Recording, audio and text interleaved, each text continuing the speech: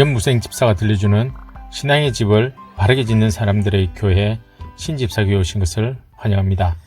이번 시간에는 예수님께서 십자가에서 다 이루셨다고 하셨는데 대체 무엇을 이루었는지 알아보겠습니다.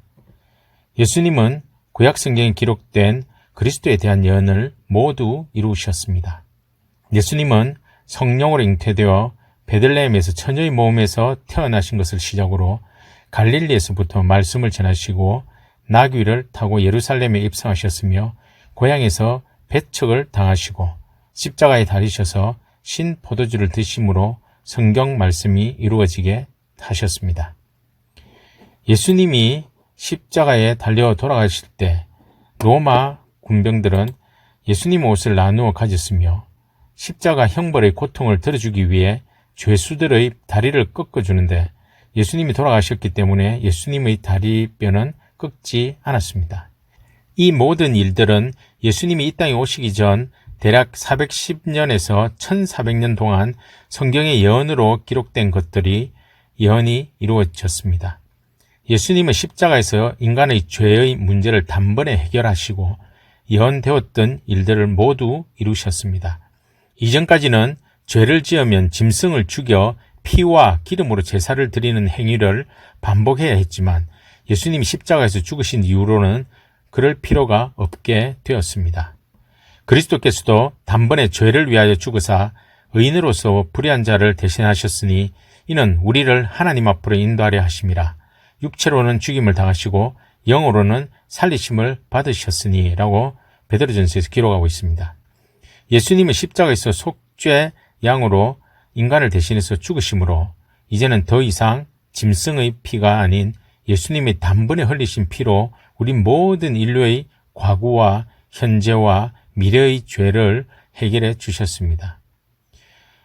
예수님의 십자가 사건은 우리 그리스도인에게 있어서 너무나도 중요한 사건입니다. 태초에 아담의 범죄로 인해 죄가 세상에 들어왔고 하나님과 인간과의 관계는 단절되었습니다. 우리가 물건을 구입하려면 돈을 지불하든지 노동을 제공하든지 어떤 형태로든 그에 대한 대가를 지불해야 합니다. 공의의 하나님은 죄에 대한 대가는 죽음이라고 말씀하셨습니다. 그래서 아담은 죄로 인해 죽어야만 하는 존재가 되었습니다. 흙으로 창조된 아담은 서서히 죽어갔습니다. 그러나 사랑의 하나님은 하나님이 불어넣은 성령이 있는 사람의 영은 지옥에 보내지 않고 천국에 보낼 길을 열어주셨습니다. 그 길은 하나님이 보내신 아들 예수님을 구세주로 믿는 일입니다. 구세주가 오시기 전까지 구약시대에는 죄의 문제를 해결하기 위해서 하나님께 제사를 드렸습니다. 제사를 드릴 때는 반드시 짐승을 죽여 나오는 피와 태워서 나오는 기름을 하나님께 드려야 했습니다. 사람이 죄를 지으면 자신의 죄를 짐승에게 전가해서 짐승을 대신 죽여 자신의 죄를 용서받았습니다. 정결한 짐승의 희생과 죽음을 통해 범죄한 인간이 하나님께 나아갈 수 있게 되었습니다. 짐승을 죽일 때는 옷에 피가 튀고 기름으로 범벅이 되었습니다. 하나님은 이러한 행위를 통해 사람들이 다시는 죄를 짓지 않도록 시각적으로 보여주셨습니다. 그러나 사람들은 계속 하나님의 말씀에 불순종하고 사탄의 속삭임에 속아 죄를 지으며 살았습니다. 결국 사람들은 죄를 지을 때마다 짐승을 죽이는 행위를 반복해야 했습니다. 그러나 짐승을 죽이는 행위로 죄에 대해서 완전한 깨끗함을 입지는 못했습니다. 완전한 제사를 위해 하나님의 아들 예수 그리스도께서 사람으로 이 세상에 오셔서 십자가에서 우리를 위한 희생 제물이 되셨습니다. 그 한 번의 죽음을 통해 우리는 완전한 죄의 용서함을 얻었고 다시는 죄를 지을 때마다 제사를 드릴 필요가 없게 되었습니다. 히브리서 7장 27절에 의하면 그는 저 대제사장들이 먼저 자기 죄를 위하고 다음에 백성의 죄를 위하여 날마다 제사 드리는 것과 같이 할 필요가 없으니 이는 그가 단번에 자기를 드려 이루셨음이라. 그리고 단절되었던 하나님과의 관계가 예수님을 통해서 회복되었고 하나님과 우리 사이에는 화목의 길이 열리게 되어 하나님께 나아갈 수 있게 되었습니다.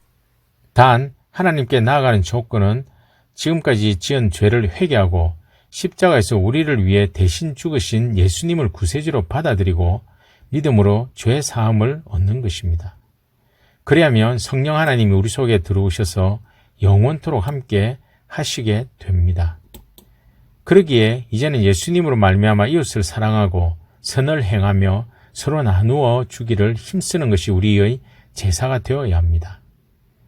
우리는 성경의 핵심인 하나님 사랑과 이웃 사랑을 실천하며 살아야 하는 그리스도인이 되었습니다.